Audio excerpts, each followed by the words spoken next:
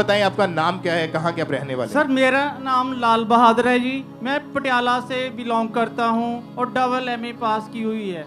आप 3 महीने पहले किसी ने धोखे से इनकी प्रॉपर्टी हड़प ली थी और जिसके बाद ये भाई बहुत ज्यादा डिप्रेशन में चले गए और पागल हो चुके थे। आप अपनी लाइफ के बारे में बताएं कि जब पागल हो चुके थे तब हालत कैसी थी, कहाँ रहते थे, खाना कहाँ से खाते थे, आप अपने बारे में बताएं। सर मैं सड़कों पे सोता था, कभी किसी शटर का सहारा लेता था या कभी किसी के आगे दोनों हाथ फैला लेता था कि मुझे पेट भरने के लिए कोई 5 या 10 रुपए दे दो, या फिर मुझे चाय पीनी है कि ठंड इतनी लग रही है कि पूरी बॉडी मेरी बिल्कुल वाइब्रेट होती थी। लेकिन किसी पर्सन ने मुझ पे दया नहीं की। कुछ जन थे जो मेरी हेल्प भी करते थे। मैं आज भी उनके लिए परमेश्वर के आगे दुआ करता हूँ। आप जब पागलों की तरह करते थे सड़कों पर, रेलवे स्टेशन के पर, वहां पे सोते थे आप?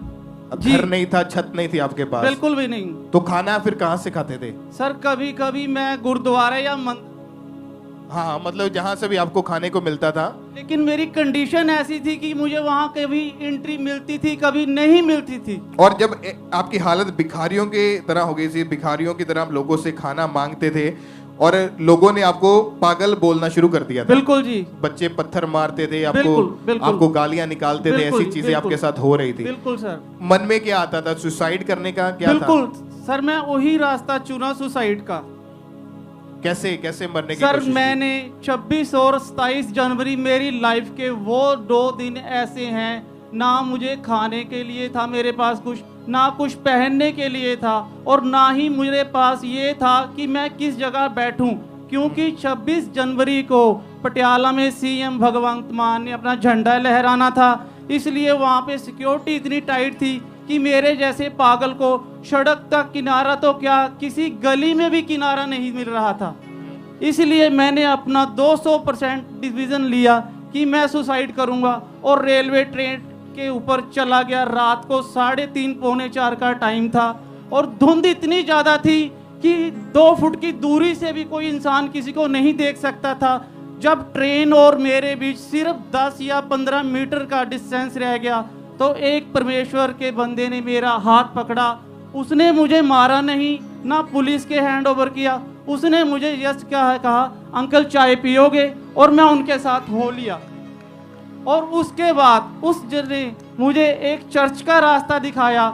उस चर्च में जब मैं गया वहाँ मेरी किसी ने फरियाद सुनी और उन्होंने मुझे 250 रुपये दिए कि ये एक जलंधर अंकुर नूरुल्लाह की चर्च है, तू वहां पर चला जा, तेरी पूरी हेल्प होगी।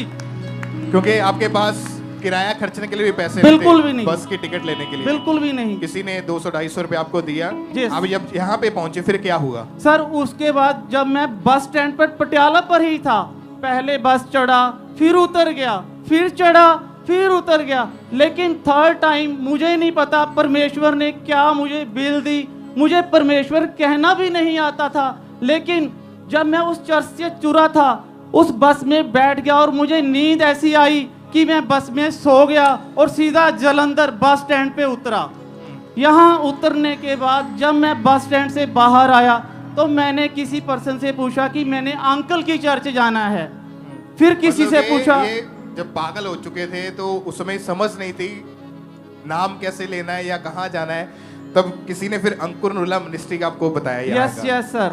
जब चर्च में आए फिर क्या हुआ? सर जब मैं चर्च में आया, इस गेट से आया था, वहां पर जब मेरा पैर पहली एंट्री हुई पहली बार, तो मुझे अचानक से पता नहीं कैसे महसूस हुआ, क्या हो रहा था मेरी बॉडी के साथ, कि मुझे एक सिस्टर ने गाइड किया और सीधा रिसेप्शन पे ले आए। लेकिन मुझे पता था कि वो परमेश्वर की भेजी हुई कोई एंजल थी जो मुझे सीधा रिसेप्शन पे ले गई। आप बिलीव नहीं करोगे कि मेरी बॉडी से इतनी गंदी स्मेल आ रही थी, मेरे कपड़ों से इतनी गंदी दुर्गंध थी कि गटर का जो कॉकरोच होता है उससे भी नहीं आती, मेरे से इतनी गंदी स्मेल आ रही थी।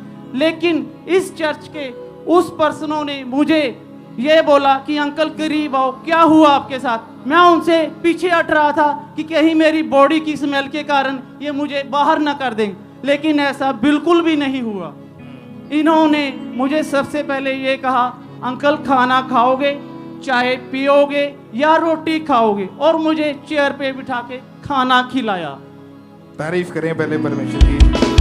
ये खुदा का भवन है, परमेश्वर का घर है, तो यहाँ पे आने के लिए आपको साफ होने की जरूरत नहीं है। परमेश्वर ने कहा तू जैसा भी है, तू पाप में है, तू गंदा है, तू मैला है, तू जैसा भी है, तू मेरे पास आ, मैं तुझे साफ करूंगा। और जब ये परमेश्वर के भवन में आए तो लगातार ये चर्च में जब बैठे प्रेयर को इन्होंने सुना, फिर इन्होंने अपना जीवन प्रभु को दिया, मन बनाया कि मैं बैप्टिज्म लूंगा। 4 फरवरी 2024 को इन्होंने अपना जीवन प्रभु को देने का फैसला लिया और उस दिन परमेश्वर की दासी ने इनके ऊपर ले हैंड प्रेयर करी, और उस दिन से ले हैंड प्रेयर होने के बाद और अपना जीवन प्रभु को देने के बाद इनका जो जीवन था वो पूरी तरह से चेंज हो चुका है। और अभी की लाइफ बताएं, अभी कैसा जीवन है? सर अब मैं ऐसा बिलीव करता हूँ कि जैसे 1000% की विल पावर मेरे अकेले के बॉडी में समाई हुई है, मैं ऐसा कर सकता हूँ जिसके लिए परमेश्वर ने मुझे चुना है, और मैं करूँगा,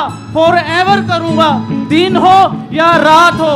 मैं अपने इस ईश्वर के लिए जो कुछ बोलेगा, यहाँ का हर जन मेरे लिए परमेश्वर का रूप है, वो दिन हो या रात हो, कहीं भी बोलेंगे मैं उस काम के लिए तैयार हूँ, for ever, for ever. Hallelujah, hallelujah.